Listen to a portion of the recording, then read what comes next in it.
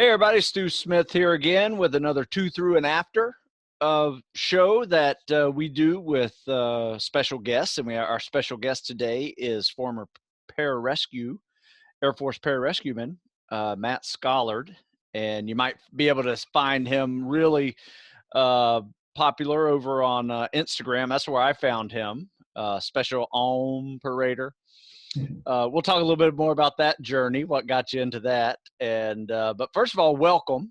Thank you so much for coming on. I can't tell you how many people have asked me over the years, like, yeah, you got to interview a PJ. I'm like, okay, let's do it. So anyway, I'm a big fan of PJs. Big fan of PJs. So let's get started. So who were you, Matt?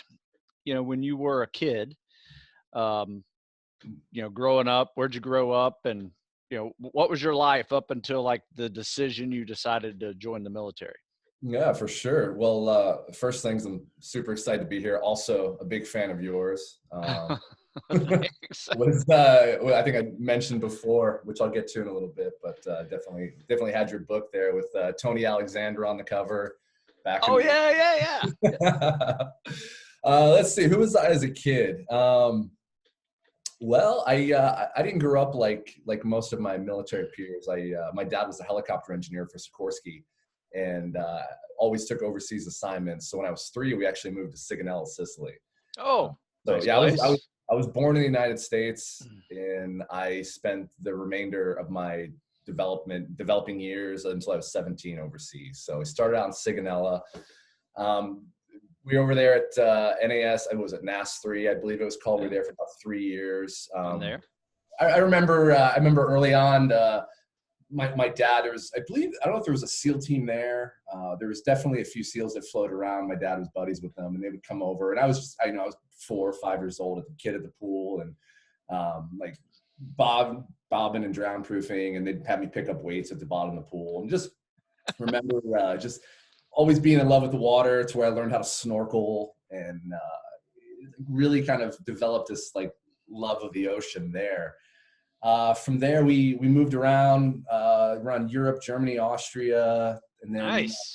Korea, Australia, Bahrain, basically everywhere where there was the possibility for helicopters. And it wasn't always U.S. military. For example, we lived in Bahrain. My dad was the helicopter engineer for Sheikh Hamad, the Crown Prince's helicopter program. So as a kid, I had to sit outside the military bases and like look inside, but I was always mingling with like the local communities and stuff. So it was kind of this weird position to be in, to be like, well, I'm an American by passport, but I really don't have much knowledge of what that is. But I was your typical child of the 80s, influenced by Top Gun, and for the longest time, I was convinced that I wanted to be a fighter pilot. Me too. Yeah, that's my story. To get you, man. Top Gun, man. It was badass. And then it shifted when Charlie Sheen's movie came out. Then I wanted to be a SEAL. And then but I grew up very influenced by the military. I had both my parents were in the Navy. I had a lot of military. My grandfather was in the Navy. Had a lot of military presence around me with my dad's profession.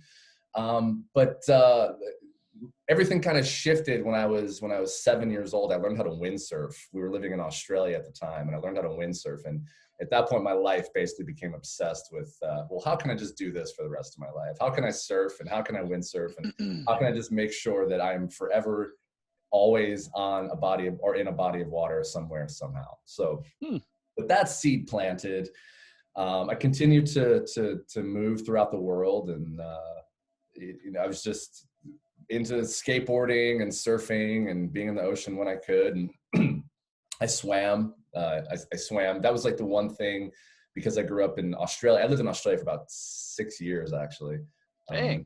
Because I was there for so long, swimming is such a big sport of theirs. I became a pretty decent swimmer. But competitively, you swam competitively while you're younger? Yeah, I swam competitively at like the like local level. The athletics weren't really an option for me because I was an American. It was just this weird state. I was sort of like always trying to find my place in the world. Sure. Where I went to, because we moved so frequently, I went to 18 schools in 12 years. Good Lord. Man, Yeah. that is quite diverse. Yeah. So a diverse education. How many languages did you learn? You know, enough languages to get myself in trouble in a lot of languages, but I became a master of accents. So that's the one thing that I can still have about me, because I learned how to speak with an Australian accent, or South Oh, African, or any accent, whatever. So oh, that's my one specialty, but no other languages. yeah. But what it did teach me was how to connect with people really easily. Yeah, Being sure. the new kid, and always wanted to make friends and to sort of find some commonality. I became pretty good at just making friends quickly. So that's and finding comfort wherever I am. Like if we don't speak the same language, I learned that humans all speak a universal language, especially when you're kids. And I learned how to speak Sure. that language pretty early on. So I guess Yeah. that's the one foreign language I learned.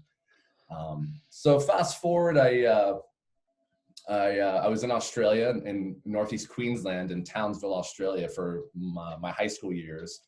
There was an SAS detachment like a little detachment that used to come out there, and I was exposed to those guys in high school. They were some of my dad's friends, and like I learned how to Aussie rappel. Took me out Oh, and that's stuff cool. like that. Yeah. So I always had this like thought process that maybe I want to do something like that. Like I'd given up the idea that I was going to be a SEAL just because I wasn't exposed to that anymore. I was in Yeah. high school and I was figuring the world out, and I didn't really have a path. It was like, okay, well, I just got to graduate high school in Australia and then hopefully somehow make it back to the United States where I can do who knows what. So I graduated high school in 1998, and I left Australia and I moved back to the United States, and my parents were still overseas, and I was living with my grandmother in New Jersey. So grew up all over the world, like lived in Korea, the Middle East, and Australia, and all these different places, and I ended up in New Jersey, and it was like, well, this is a bit of a culture shock for me. One really wasn't quite prepared for. So at that point, I started to look for like a more definitive path with what to do with my life. I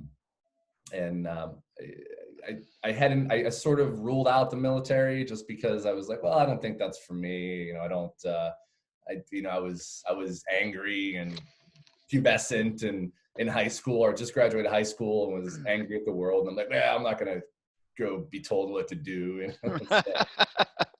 Did like the community college thing for like a year and just kind of bounced around, and it all changed. It all changed one day. My parents had actually moved back to the United States, to Florida, to Jacksonville, and I had moved down to their house, and I was living there for about 3 months. And I was sort of feeling the pressure. I think I had like just turned 18 at that point, and was starting to feel the pressure of like, well, I should probably do something and pick a path in life. And I was feeling it from my parents, and sort of feeling it internally, like, you know what, I think I'm actually like, I have a lot of potential, and let me see what I want to do. So this is all pre 9/11. So Yeah, at this sure. point, I'm like researching different military paths, and I'm like, yeah, maybe I could go be a SEAL. Like, I could revisit that. My 8th grade yearbook says that I want to go to Annapolis, and I want to be a Navy SEAL. Yeah, Right? there you go. There's a path. There's a path for me, right? You may know a thing or two about it.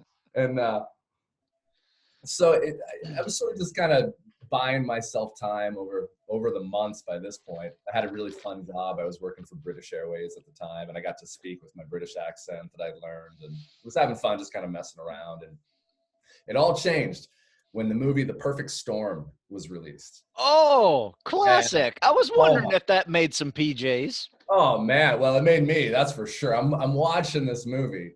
Besides, George Clooney's rugged handsomeness and him as Knocky Knox little dynamic, the scene at the end of the movie, man, when they're out in those seas, and I'm just like watching this ocean, I'm just mesmerized at like, oh my God, like, yes, like that is what I want to do. And the guy puts on his mask, and he gets to the edge, and he jumps out of the helicopter, and he does his low and slow. At that point, it was like a high and slow.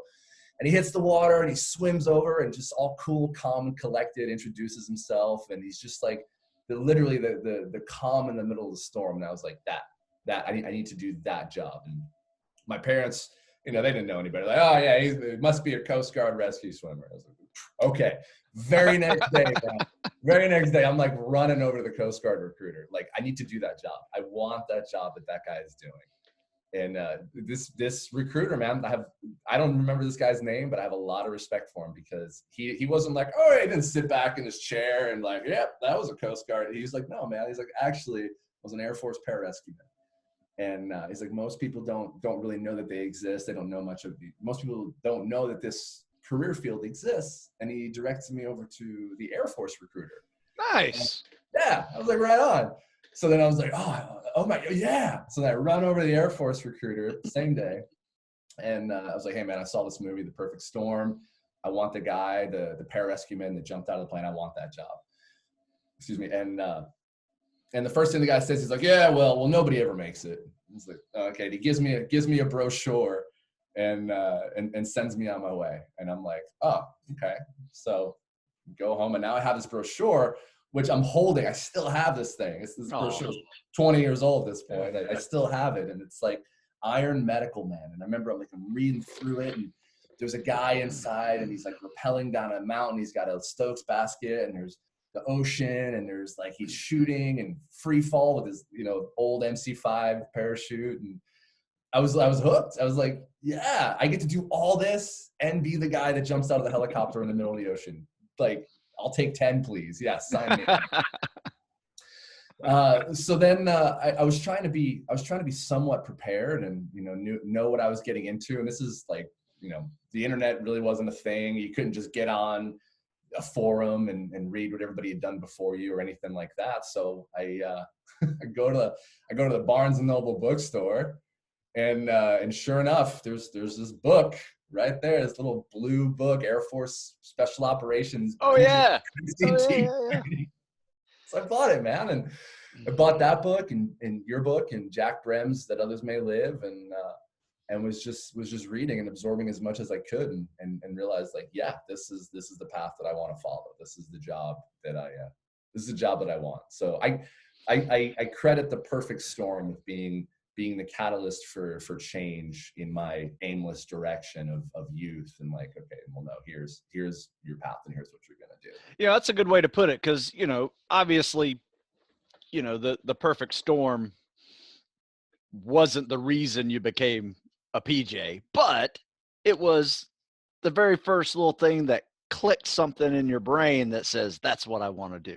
Yeah, it's I was the same way. Yeah, I learned about the Navy, learned about the Academy, learned about, being a pilot through Top Gun. And yeah, luckily we had like several SEALs that were on the base, that were instructors there. And I was like, what are these guys? Went to my first SEAL PT and just got crushed. And I was like, okay, this is what I want to do. I want to get better at this. It's the same type of thing. So what were any problems that you had during this journey? Because, coming from multiple countries and foreign national friends and all that, how was that joining the military? Did you have to have anything special occur? Well, I know this was pre 9/11 though, so it might not have been that bad. Pre 9/11, but but it was early. This is January of or late 2000, and then early 2001. So my first experience when I enlisted was like, okay, made up my mind, I'm going to go be a PJ, and I enlisted and was sent off to basic training.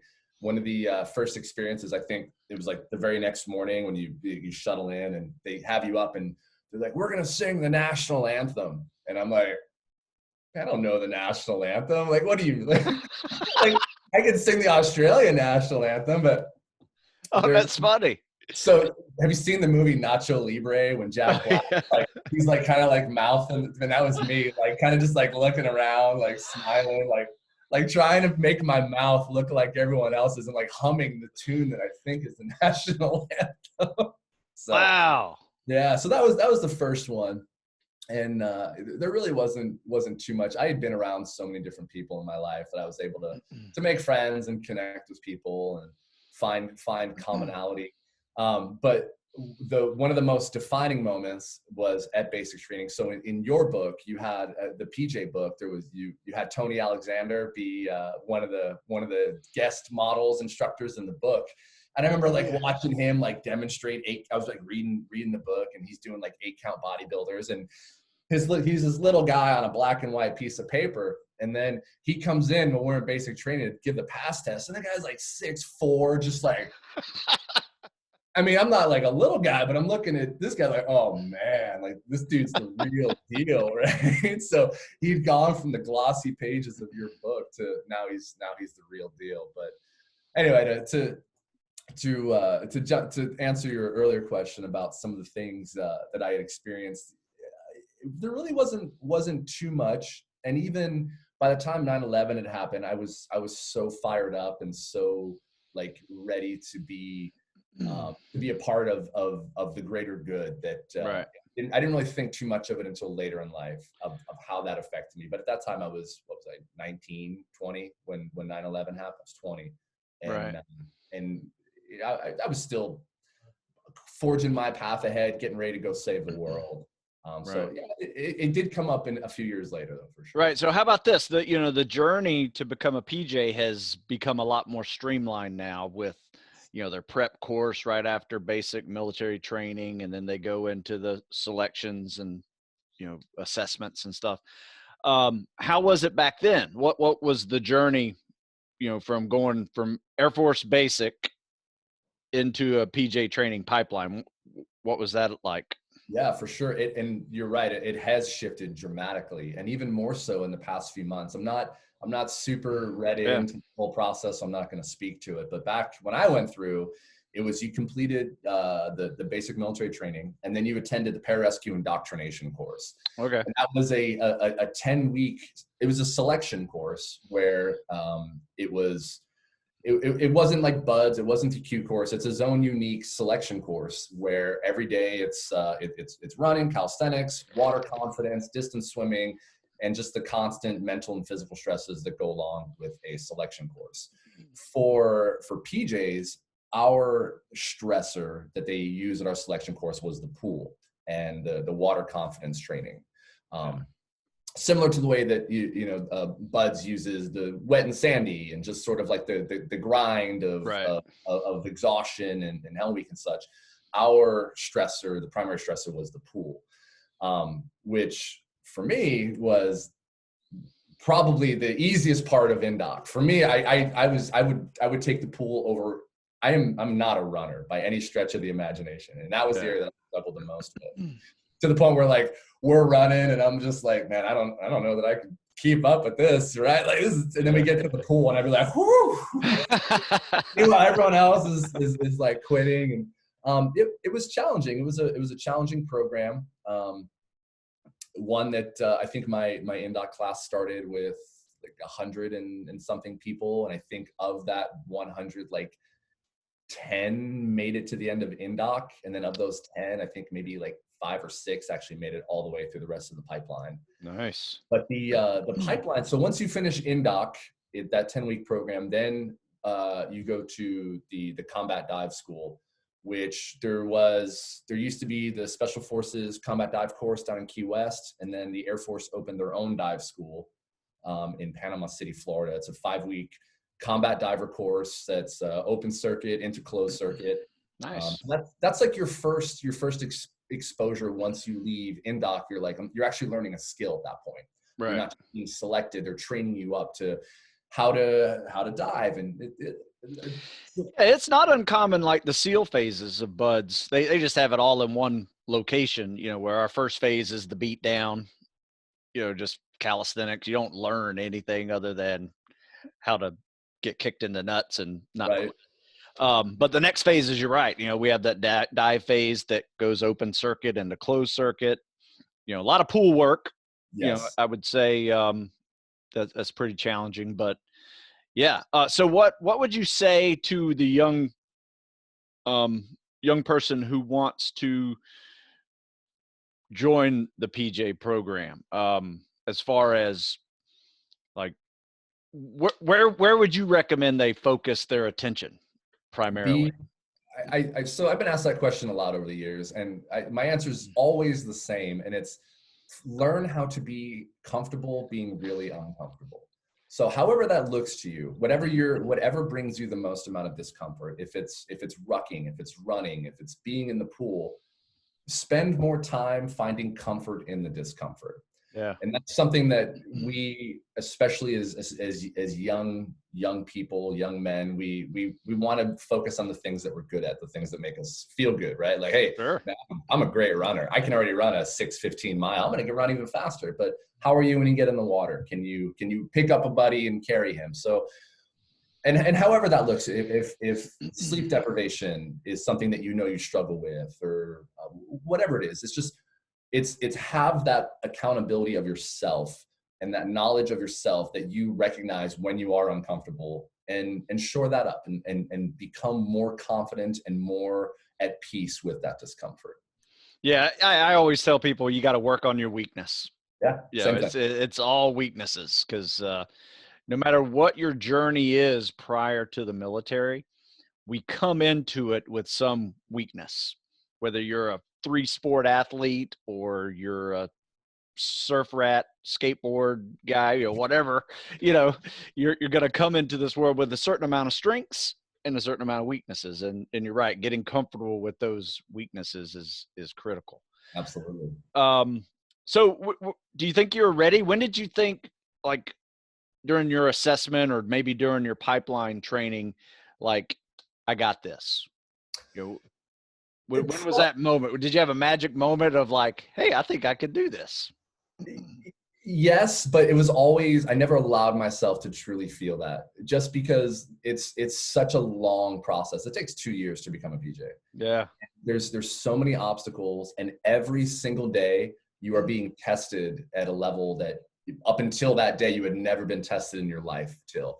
And it goes from everything of like, hey, pass this 5-mile run, to, hey, stick this IV in this mud pit in the middle of winter in the dark in Albuquerque. Like, these are all hey, jump out of this plane at 13,000 feet and land within 20 feet of this X at night, and land within 10 seconds of the guy in front of you. And it's like, everything is just a progression, and you're always having to prove your skills and your assimilation of those skills. Nice. And I often want it to be like, hey, you know what? I think I'm going to make it through this process.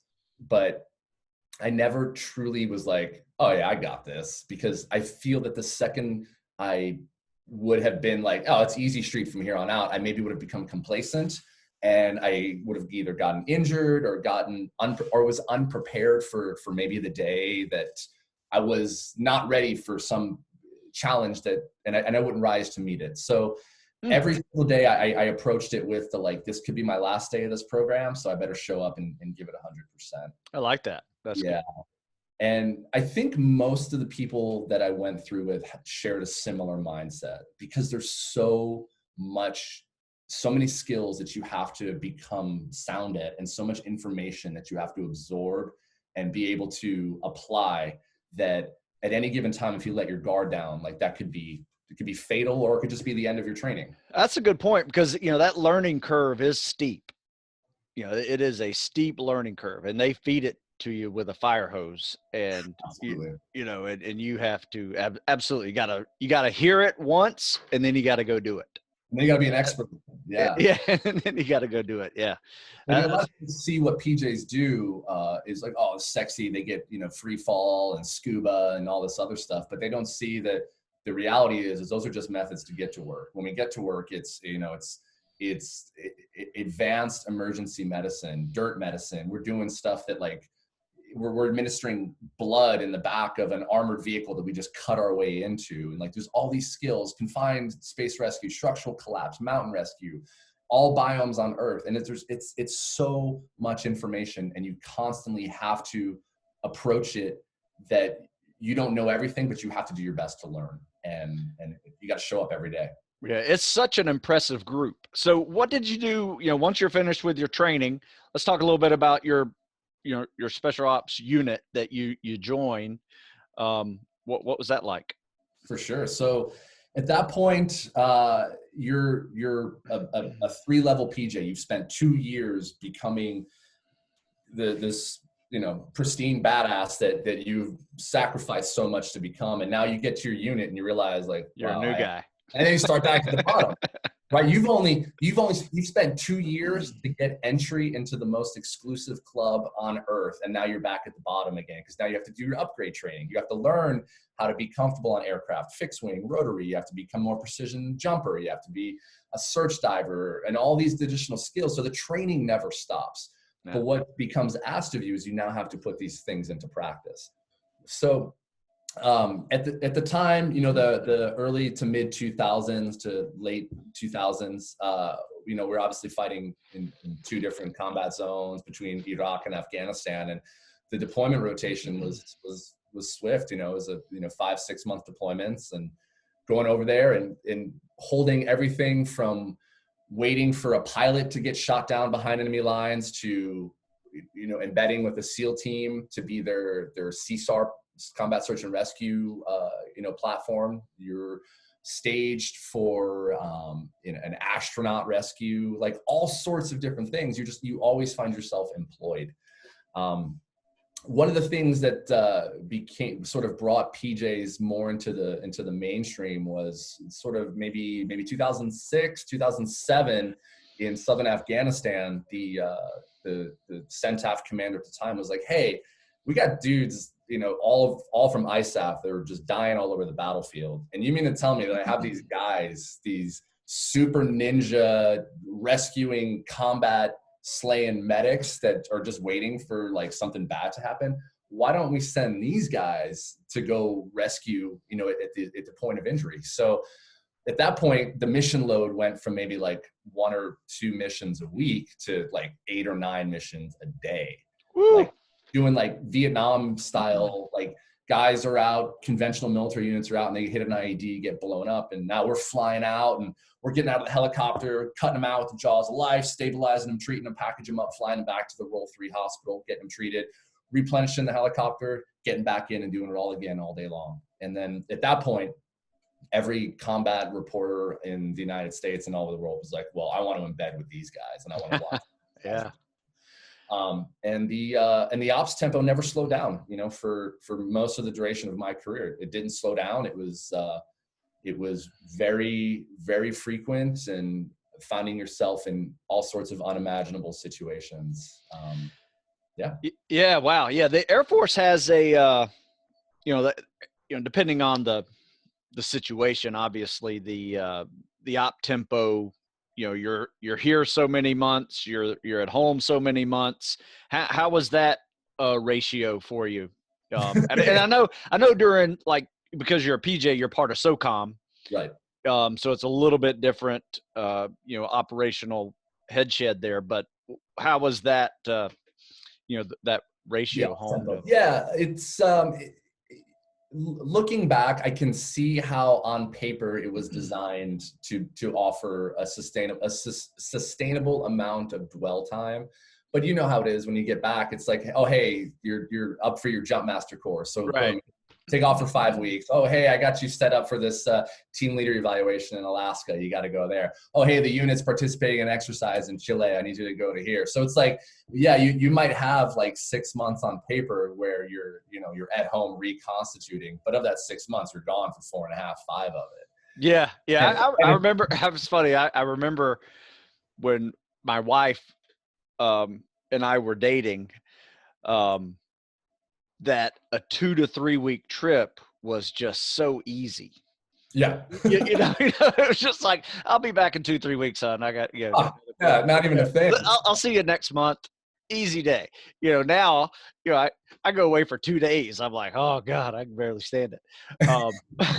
But yeah, you're right. The op tempo, when you come back and you got to train at other places, it changes a lot. Now, the cool thing about Navy Special Warfare, Air Force Special Warfare, is they're starting to create such a, I guess, a better training infrastructure that they can actually do a lot of those things locally and hire the people to come to you versus go to them, which absolutely saves a lot of the op tempo. Spends more money, but probably saves more op tempo. Yeah, there's been a massive development of whole person, whole warrior development, where they really are putting a lot of focus on sustainability for the operators, rather than, oh man, we're going to run this guy dry Right. until his body or his mind is destroyed, and then, all right, thanks, yeah.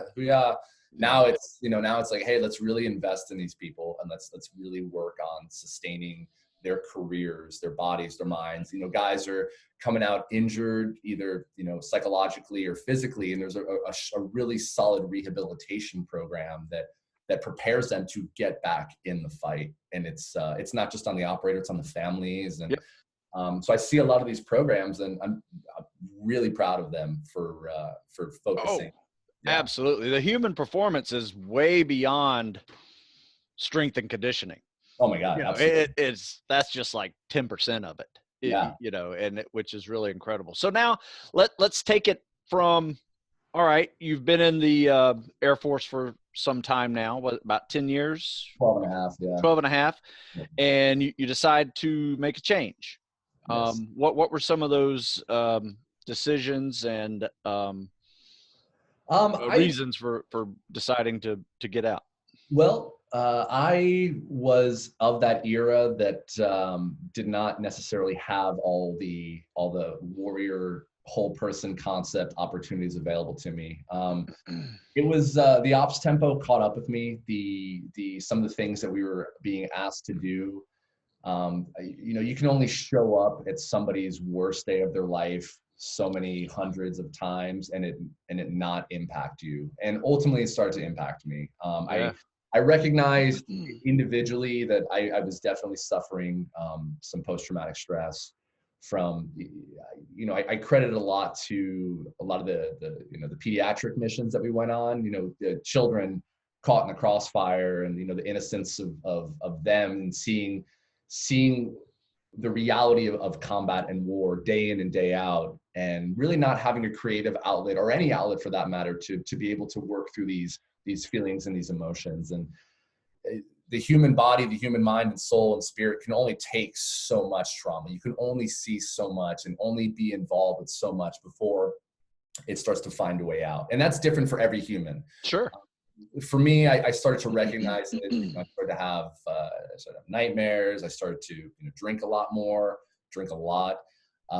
And I had tried to penetrate this conversation with several people, and it never really was accepted. It was a weird time period, right? Like, guys are all dealing with their own traumas, their own psychological stress, and we didn't have the tools to overcome and move beyond them. And I recognized that it wasn't sustainable for me, and I needed to make a change in my life, and ended up choosing to separate at 12 and a half years.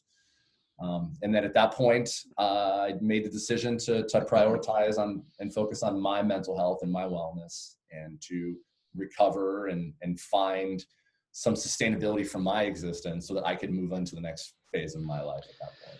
Yeah. So have you always been involved with yoga?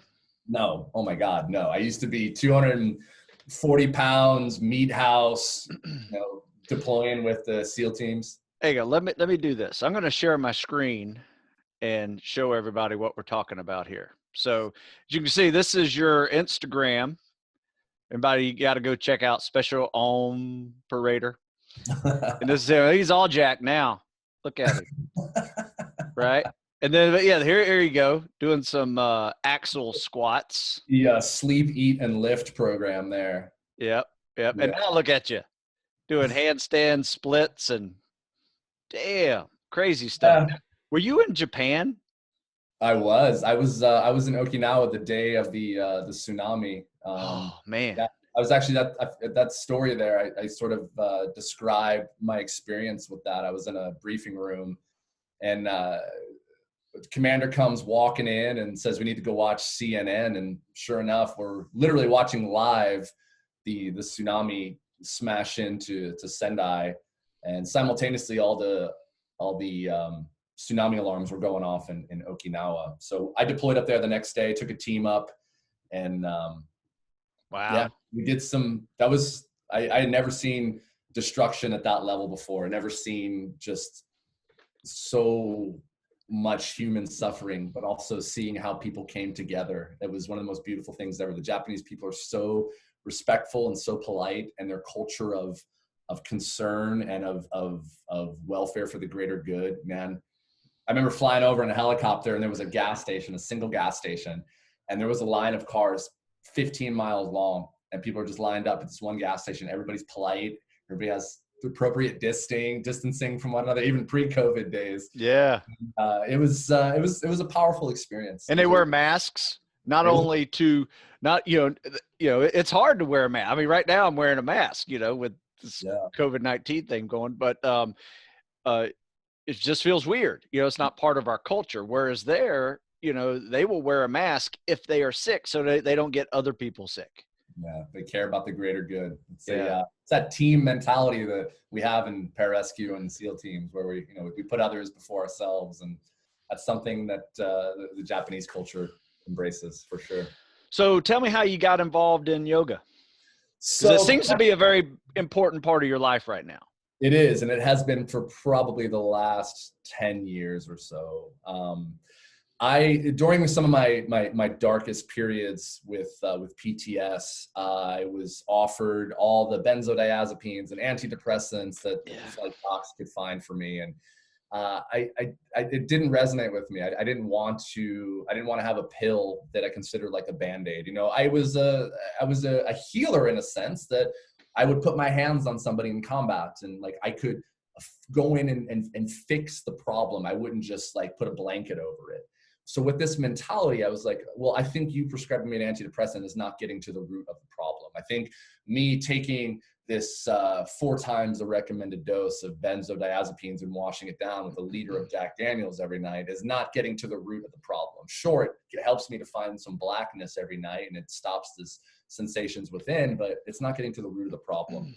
So I started to research all these different things, and I had read a book when I was 17. I got it from the library in Australia, and it was about yoga. I don't know why. I was just drawn to it. Maybe with my exposure to other cultures, I saw the way that other people prioritized their what mattered to them in life.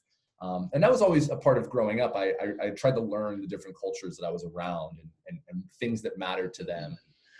Somehow I ended up with a book on yoga.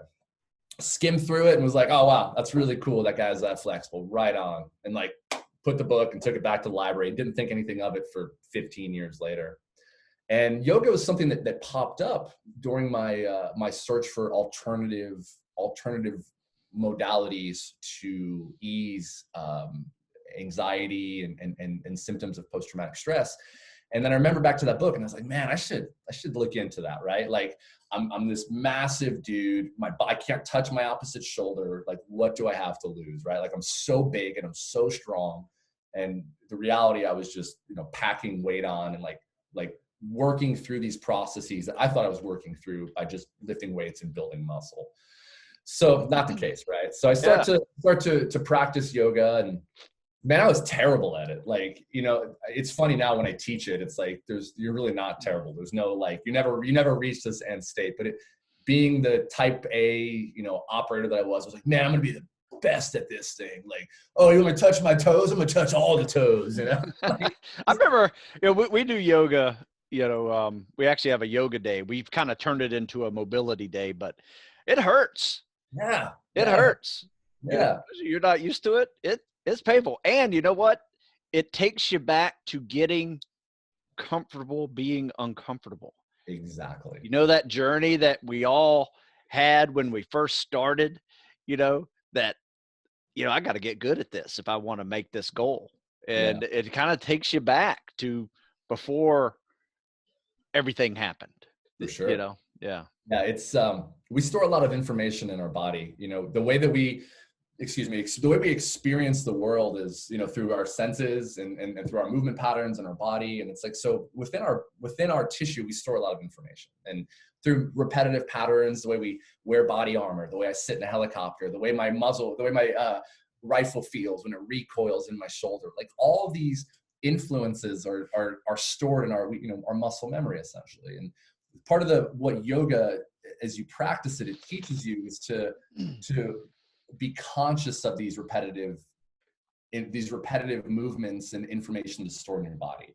And as it relates to post-traumatic stress, and as it relates to sort of healing and moving beyond that, when I'm moving through my body and I'm allowing space to come in, it's like I'm allowing movement and freedom of movement within my body so that I can then consciously acknowledge what it is that I'm holding on to and then ultimately release it. Yeah, that's a really good point, because it is for real. There is an emotion tied to that movement. Absolutely. Or a memory. Yeah.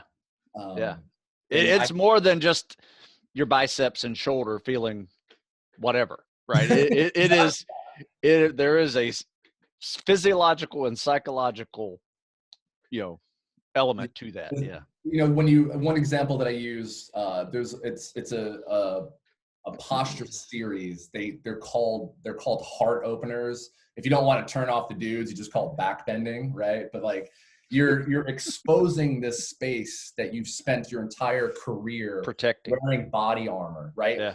Around the shoulders when I'm shooting, like we're like asking to open this stuff. But over time, like I round. When I become threatened, I round, I become closed off. I can't take a deep breath when I do that. I stop breathing and I become and I lose the conscious physiological response of actually being alive. So what yoga does is it just gives you these little windows, these little glimpses. Like, right, I'm laying there, I'm uncomfortable, man, this sucks. Okay, cool. And I move on from it. But it's those little glimpses where the body's like, oh, yeah, right on, man. Let's do that again. I can see how I was vulnerable. I can see how I was exposed. I also see how I survived. And I think I like that experience. And you practice every day in some form or fashion, and you grow, and you ultimately can move beyond what it was that was plaguing you, or at the very least you can get like more comfortable with like your flexibility in your body. I mean, it's like there's a win-win either way, right? Sure, absolutely. If you want to approach it from the flexibility standpoint, that's like a great start. But ultimately, everybody that I've worked with over time is like, hey, I sleep better at night. I feel better. I have less anxiety. I can take a deeper breath. If I ever have to walk into a Walmart, I can like, all right, now I'm ready. So yoga, yeah, a massive part of my life. And it's moved into more of, my practice has progressed. It's more body control. I love the handstand, the challenging sequencing that for me is harder than any weight I ever lifted, and I feel like I'm stronger now than I've ever been in my life because I can move my body in ways that I was never able to before. So you're over 40 now, right? Or right at it? Right at it? Yeah. Right. So yeah, I got about 11 years on you. But I learned at 40 that you really have to start engaging mobility and flexibility a lot more. I mean, yeah. I did a little bit when I was younger, but it was never needed as much as it is needed now. Oh no, a couple of these bad boys. Right, you're ready to go. 315 on the bench. Yeah, exactly. So how are you feeling now compared to, let's say, 10 years ago? Well, I definitely recognize the sins of my past. They come up every once in a while. Sure. The 500-pound deadlifts, they sneak in every once in a while when you sneeze and you're like, oh man, whoa, what was that? But I feel when I look back to 10, 12 years ago when I was 240 pounds of just pure hate and anger and muscle, it's like, man, my body hurt. It felt, everything was like acidic inside, and I didn't have this freedom of movement. I couldn't consciously take a breath like I can now. And I think what it comes down to is I can just breathe now. Like my movement practice, my physical practice is it's sustainable. I can do it every day. I might be a little bit sore from the day before, but I can still move my body in these ways that I want. And I'm always finding new areas to soften and expand. And, I like being a 40-year-old former operator that can do the splits and press into a handstand and like put my leg behind my head. I mean, that's huge. For me, it's like, okay, this is a sustainable practice. Like I have worked through enough of these mobility and these movement patterns that I feel like I've done my part to protect my physical body for as long as I've done. So I Now feel great. you're much leaner now than you were. What's that weight loss difference? I mean, 50 pounds from like the peak to what I hover at now. Wow. I operated at about 220, and I hover right now at about 185, 190. Nice. So here's something I have discovered, and I learned this after about 40, 45, is that the bigger I am, the more pain I am in. Yes. And it's great to be strong. I mean, I grew up powerlifting and playing football, right? I mean, that was, you just wanted to lift and eat and just be big, right? And that was my journeys. That's how I started, right? And I just love to lift, right? But then after you kind of go through this journey of you got to get good at other things now in the spec ops world, that kind of changes you a little bit, drops you down to a little operating weight. But then you get back into your team and you start lifting again and you get big as hell, right? And so I built myself up to about a 225 zone. And I just remember saying, this isn't sustainable. Like Yeah. this hurts. And yeah, I made that realization. I've been getting down and down and down, trying to get below 200. I'm right at it right now. I'm trying to get back to my buds weight. So my buds weight was 195 30 years ago. Wow. So 30 years ago. So I am 5 pounds off my buds weight. So I'm still moving in that direction, and I'm engaging more flexibility and mobility, largely because of your example. Thank you. You know, I won't lie to you because, I see your posts on Instagram. I'm like, man, I got to try to do that. That's You know, awesome. and I really want to be more flexible. I want to drop another 10 pounds, right. And be leaner and, really have no pain at 51 years old. Yeah. And I'm almost there. Like, I mean, it's nice to walk out of the gym after our yoga mobility day, not be exhausted, Yeah. not just, and being able to breathe and relax. And like, I feel really good. I'm not in any pain. I bend over, touch my toes. Nothing hurts. I Yeah. mean, Yeah. there's a lot of value in being 40 to 50 years old and feeling no pain after an athletic and operational history that spans back till I was 12 years old. Yeah. Yeah. That is a blessing that yoga brings. For sure. So, Absolutely. That's one of my favorite things is working with operators and former operators who's they would wake up every morning with back pain or knee pain or joint pain, and you work with them to find some body awareness, body control, take a deep breath, and give them a practice that they can then carry on for the rest of their life. That's one of my favorite things is once you learn it, you don't unlearn it, right? You create your own adaptations and you always have this practice to fall back on. And for me, that's my favorite approach to it. Like every morning I wake up, I breathe, I move, I find time to have my devoted practice, but I'll get up throughout the day. I'll press into a handstand. I'll just be upside down and just I feel more refreshed. I call it rinsing the brain. I just get upside down. I take a few deep breaths, close my eyes. I'm like, oh, this is amazing. And I always yeah. have it available to me. And So you have found a way to engage that parasympathetic nervous system on multiple daily basis, yes. multiple times a day. Whereas, I'm sorry, go ahead. I'm sorry, whereas where you were in the military, you were probably 100% sympathetically charged. Constantly. And year after year after year. The parasympathetic you only found with like alcohol. That was your down regulation, or at least for me. That's what I found. And that's why my life now, I have more sustainable practices that give me a sympathetic response, and I have a sustainable practice that gives me a parasympathetic. I meet them both, and yeah, both are sustainable. Yeah, absolutely. Good point. So let's talk a little bit about what you're doing now. Where can people find out about you? I know you have the Beneath the Surface organization. Foundation. Let's talk about that a little bit. And yeah, what are you doing now, Matt? Beneath the Surface Foundation is a nonprofit organization that teaches special operations and combat veterans yoga and ocean therapy. And what it is it is a complete basically a yoga teacher training. We have a series of interactive video instruction. It's our curriculum that is designed to take a former operator with zero yoga experience and give them a sustainable practice that they can then have for the rest of their life. And we combine that with ocean therapy, which is a really sexy way of saying surfing, kiteboarding, freediving, all these things. We touched on it earlier, it's a sympathetic response, right? Rather than going out and buying a brand new Ducati and driving at 140 miles an hour, we give them a sustainable practice. Hey, we're going to teach you how to kiteboard. We're going to teach you how to surf. We're going to give you this nature-based connection. And we're also going to teach you down regulation, parasympathetic response with yoga. So we tailor these two modalities and we package them in a way that allows combat and special operations veterans to move beyond post-traumatic stress. It gives them sustainable practices that they then can carry out for the rest of their life.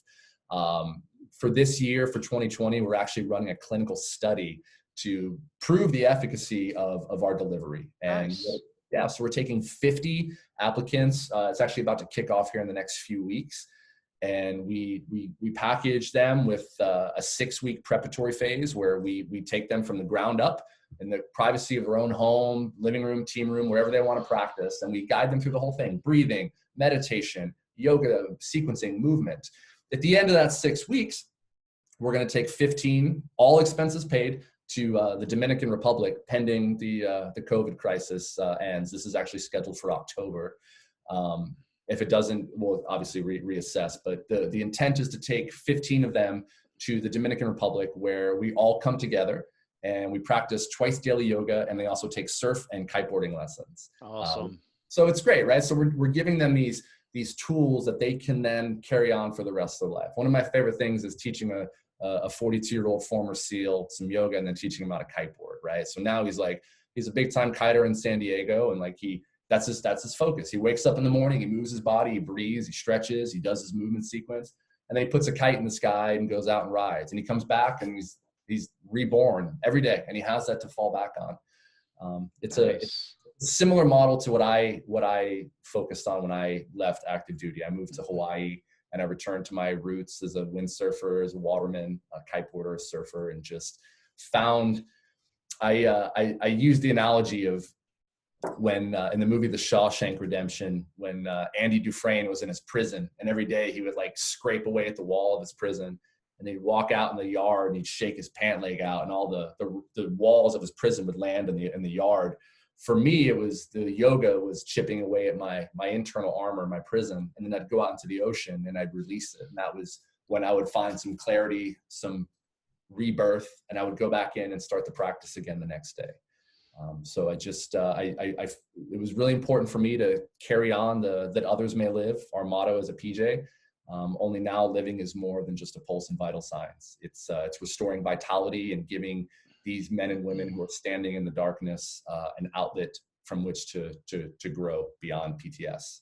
Well, I love the name of Beneath the Surface Foundation, because it's obviously playing on both sides, under the ocean and beneath the surface. Beneath yourself, yes. I like it. I love that. Thank you.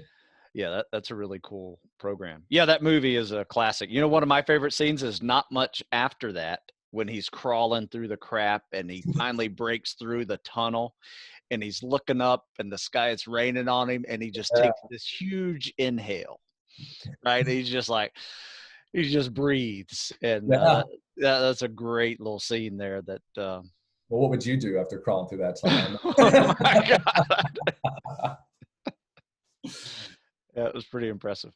Yeah. So what's next? What's next for you as far as I think to your fifth decade in the next decade?